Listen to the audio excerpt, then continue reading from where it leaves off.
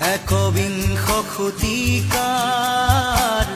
প্ৰেম কাহিনী ৰুমালৰে ভাজতে স্মৃতিৰে ৰেঙনি একবিংশ শতিকাৰ মোৰ কাহিনী ৰুমালৰে সাঁচতে স্মৃতি হৈ মৰমি